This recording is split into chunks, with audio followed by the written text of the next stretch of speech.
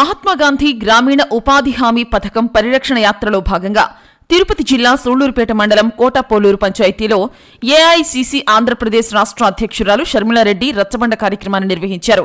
పేద బడుగు బలహీన వర్గాల కోసం కాంగ్రెస్ ప్రభుత్వం తీసుకువచ్చిన మహాత్మా గాంధీ జాతీయ ఉపాధి హామీ పథకం చట్టాన్ని బీజేపీ ప్రభుత్వం నీరుగారుస్తుందని, పేదల కడుపు కొట్టేందుకే పథకం పేరు మార్చి 125 రోజులు పెంచుతున్నట్లు బోటకపు మాటలు చెబుతున్నారని తెలిపారు.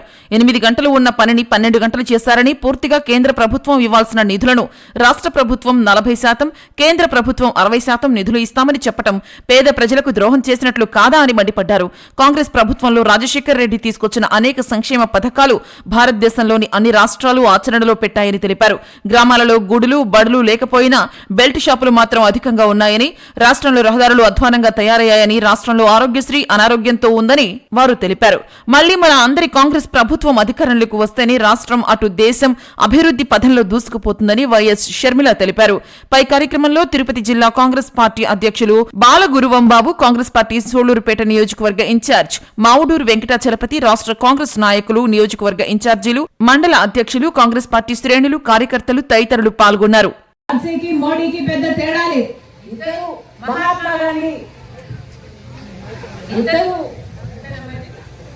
కాబట్టి మీరందరూ కూడా గుర్తుపెట్టుకోండి, మహాత్మా గాంధీని ఆదరించే పార్టీ కాంగ్రెస్ పార్టీ అయితే మహాత్మా గాంధీ సిద్ధాంతాలను కూలి చేసే పార్టీ బీజేపీ పార్టీ.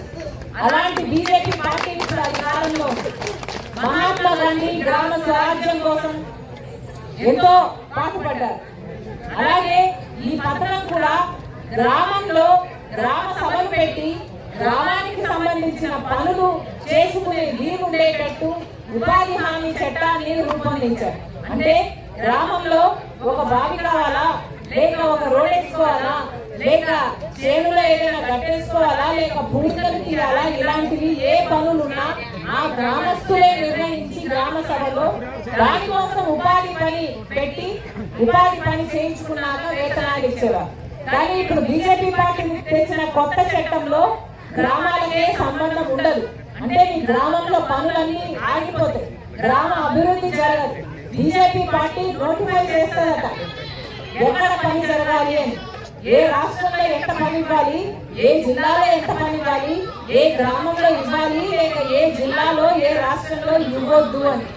అంటే వాళ్ళకు నచ్చిన రాష్ట్రాలలో, బీజేపీ అధికారంలో ఉన్న రాష్ట్రాలలో ఎక్కువ పని ఇస్తారు, ఎక్కువ పంపిస్తారు, లేకపోతే ఇవ్వరు.